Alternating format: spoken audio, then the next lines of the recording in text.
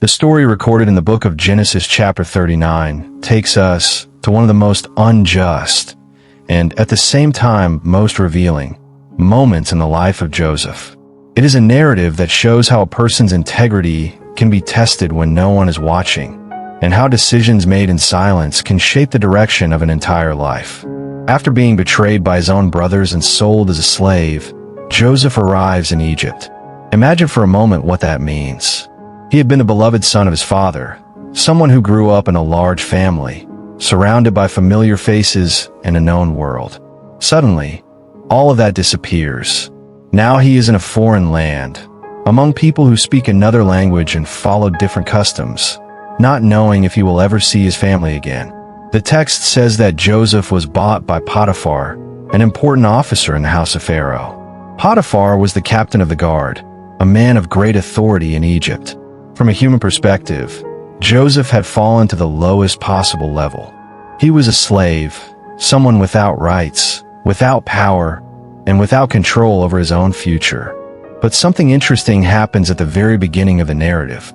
The text says, Jehovah was with Joseph. That short sentence completely changes the way we should look at this story. From a human point of view, Joseph had lost everything. But from a spiritual perspective, he had not been abandoned. And this raises a question that naturally emerges when reading this passage. Does true success depend only on external circumstances? Or is there something deeper that sustains a person even when everything seems to be going wrong? The presence of God in Joseph's life begins to show itself in everything he does. The account says that he becomes successful, and his master notices it. Potiphar observes that there is something different about that young slave. Everything Joseph does prospers. His work produces results. There is responsibility, discipline, and trustworthiness in his actions. Over time, Potiphar makes an extraordinary decision. He places Joseph in charge of his entire household. The text explains that Joseph begins to take care of everything, from the possessions to the organization of the house. Think about the magnitude of that trust. A foreign slave, someone who theoretically had no social standing, is now managing all the property of a high-ranking Egyptian official. And here another interesting reflection appears. How does a person earn true trust? Not with beautiful words, not with empty promises. Trust is built through character demonstrated over time. Joseph could have become bitter about his situation. He could have worked carelessly. He could have allowed resentment to grow inside him. But he chose to act with integrity. And that begins to transform his reality. The text says that because of Joseph, Potiphar's house was blessed. Everything prospered. Fields, livestock, possessions. There was prosperity in everything. But it is exactly in this moment of stability that new test appears. The narrative mentions that Joseph was well-built and handsome. This seemingly simple detail prepares the stage for the conflict that is about to unfold. Potiphar's wife begins to notice Joseph. Over time, her desire turns into persistence. She makes a direct invitation, "Lie down with me." Here we encounter one of the most decisive moments in the story. Joseph is a slave. She is the wife of his master. In the social structure of that time, refusing such an order could be dangerous. And then another important question arises. What does a person do when no one is watching? Joseph could have given in. He could have thought, no one will know. He could have taken advantage of the situation. But his answer reveals something profound about his character. He says something that shows his moral awareness. My master does not know what is with me in the house. He has entrusted everything to me. Joseph recognizes the trust that was given to him. He understands that betraying that trust would be a deep act of disloyalty. But he goes even further. He adds, how could I do this great wickedness and sin against God? Look carefully at that statement. Joseph does not see only a moral temptation. He sees a spiritual matter. Even in a foreign country, far from his family and far from his homeland, Joseph remains aware that God sees everything. This raises another powerful reflection. Does our character change when our circumstances change? Or does it remain firm regardless of where we are? Potiphar's wife, however, does not give up. The text says she insists day after day. Imagine the constant pressure. Every day, the same situation. Every day, the same invitation. And Joseph continues to refuse. He does not simply refuse. He avoids being near her. That detail is very important. Sometimes people think resisting temptation only means saying no, but often the real wisdom lies in avoiding dangerous situations before they grow into something bigger. But one day something happens. The house is empty. Joseph enters to do his work. There is no one around. She grabs him by his garment and insists once again, "Lie down with me." At that moment, Joseph makes a quick decision. He pulls away and runs. The text says he leaves his garment in her hands and runs outside the house. That scene is extremely symbolic. Joseph loses his garment, loses social dignity, and soon will lose his freedom as well. But he preserves something far more valuable, his integrity. The woman's reaction is immediate.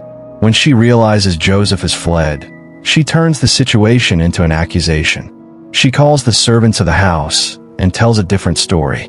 She claims Joseph tried to assault her and that she screamed. Later, when Potiphar arrives, she repeats the same accusation. The narrative shows how a lie can be constructed when someone tries to protect their own reputation. And here another important question arises. How often is the truth distorted when someone tries to hide their own wrongdoing? Potiphar hears the story and becomes furious. From his perspective, everything seems clear. The slave he trusted had betrayed him, and so Joseph is thrown into prison.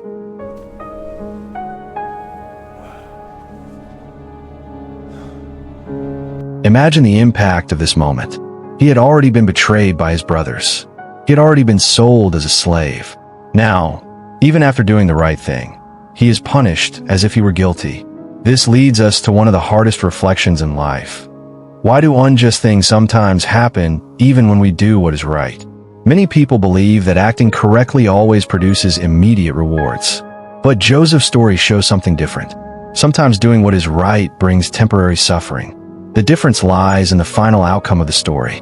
The chapter ends with something that echoes the same phrase from the beginning. Jehovah was with Joseph, even in prison, even falsely accused, even forgotten by the world. God was still present. And once again, something remarkable happens. The chief jailer begins to notice Joseph. He observes his responsibility, his attitude, and his reliability. Over time, Joseph receives authority even inside the prison. The text says the chief jailer puts everything in Joseph's care because Jehovah was with him and made everything he did succeed. The same blessing that existed in Potiphar's house now appears in the prison. This reveals a powerful truth. Joseph's success did not depend on the place where he was. He prospered because his character remained firm. And perhaps this is the great lesson of this story. Joseph lost many things along the way. His freedom, his reputation, and his position. But he never lost his integrity. And that raises a deep question for all of us. Were we willing to lose in order to preserve what is right? Because in the end, reputations can be destroyed, circumstances can change, and people can misinterpret our actions. But true character remains. Joseph's story was far from over. At that moment, no one could have imagined that this unjustly imprisoned man would one day become one of the most powerful leaders in Egypt. Yet every decision he made up to that point was preparing the path for something much greater. And perhaps the most powerful message of this narrative is this. Integrity may seem costly in the moment, but it builds a future that no lie can sustain. When no one is watching, when pressure appears, when doing the wrong thing seems easier, that is when a person's true character is revealed. And Joseph's story reminds us that even when the world does not see, God sees. And in the end, that makes all the difference.